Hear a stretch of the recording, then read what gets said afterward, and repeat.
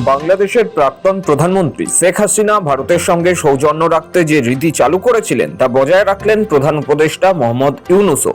বাংলাদেশ থেকে পাঠানো হলো ঝুড়ি ঝুড়ি আম। প্রধানমন্ত্রী নরেন্দ্র মোদীকে এই আম পাঠিয়েছেন ইউনূস। তবে শুধু মোদীকেই নয়, একই সঙ্গে পশ্চিমবঙ্গের মুখ্যমন্ত্রী মমতা বন্দ্যোপাধ্যায়কেও আম পাঠিয়েছে ইউনূস। বাংলাদেশ আম পাঠিয়েছে ত্রিপুরাতেও। এই রাজ্যগুলির সঙ্গে বাংলাদেশের সীমান্ত আছে। সোমবারই নয়াদিল্লিতে এসে পৌঁছয় বাংলাদেশের 1000 কিলোগ্রাম আম। বাংলাদেশ দূতাবাস সূত্রে জানা গিয়েছে, এবার বাংলাদেশের রংপুরের বিখ্যাত হাড়িভাঙা আম পাঠিয়েছেন মোহাম্মদ ইউনূস। খুব রসালো এবং আঁশবিহীন হওয়ায় তা খেতে খুব ভালো। বিদেশেও রপ্তানি হয় এই আম। আটিটি আয়তনে খুবই ছোট। এক একটি হাড়িভাঙা আমের ওজন 200 থেকে 400 গ্রাম পর্যন্ত হতে পারে। এই আমের যাত্রা শুরু হয়েছিল রংপুরের মিঠাপুকুর উপজেলার তেকানি গ্রাম থেকে। আমের স্বাদের মতো এর নামকরণের কাহিনীও আকর্ষণীয়। হাড়িভাঙা আম প্রথম উৎপাদন করেন নফল উদ্দিন পাইকার নামে কেতানি গ্রামের এক চাষি।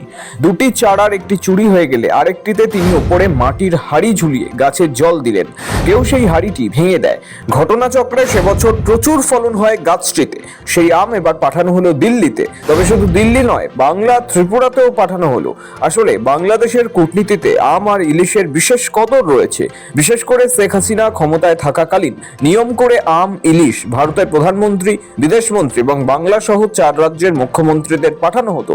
তা নিয়েও হাসিনার ভারতপ্রীতি নিয়ে কটাক্ষের বন্যা বয়ে যেত সমাজ মাধ্যমে। তবে ভারত বাংলাদেশের এই আম কূটনীতি হাসিনার আমল থেকেই ছিল। প্রতি বছর আমের মরশুম এলেই জুন জুলাই মাসে ভারতে আম পাঠাতেন। পশ্চিমবঙ্গের সঙ্গেও আলাদা সম্পর্ক বাংলাদেশের।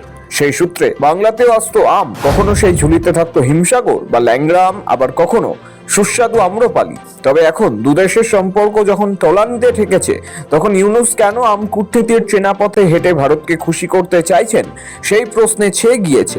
কেউ কেউ এমন কথাও বলছেন, ঠেলার নাম বাবাজি। জিনিসপত্রের অগ্নিমূল্য, বেহাল আর্থিক পরিস্থিতির মুখে দিল্লির দিল জেতার চেষ্টা চালাচ্ছেন বাংলাদেশের প্রধান উপদেষ্টা।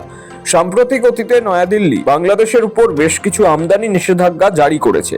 তবে এবার হাসিনার ধারা বজায় রেখে কার্যত বন্ধুত্বের হাতি বাড়াতে চাইছেন ইউনূস। তার পদক্ষেপে কার্যত এটা স্পষ্ট। তবে নয়াদিল্লির কঠোর অবস্থানের পরও ঢাকার ঘনিষ্ঠতার বার্তার পিছনে আছে মার্কিন রপ্তানি নীতি।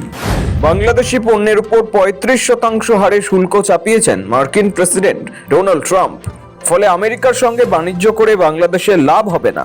এই পরিস্থিতিতে ভারত সহ প্রতিবেশী দেশগুলির সঙ্গে নতুন সম্পর্ক মেরামত করতে চাইছে বাংলাদেশ। ব্যুরো রিপোর্ট, সময়, কলকাতা।